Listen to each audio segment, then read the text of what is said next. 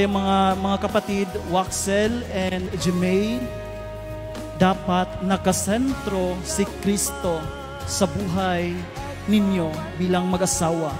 Christ, communicate, be humble, have respect, intimate, simple, and trust. Sino't saan, ikaw lamang ang panindigan ninyo ang inyong sinumpaan.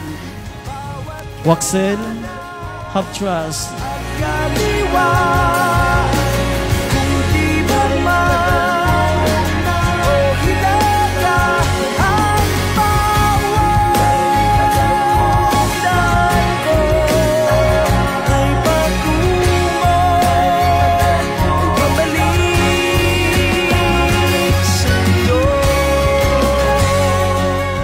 Jemay, sumasang-ayon ka ba na maging asawa si Waxel na narito ngayon alinsunod sa batas at mga alituntunin ng ating banal na simbahan?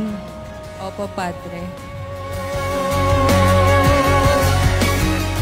Waxel, sumasang-ayon ka ba na maging asawa si Jemay na narito ngayon alinsunod sa batas at mga alituntunin ng ating banal na simbahan? Opo, Padre.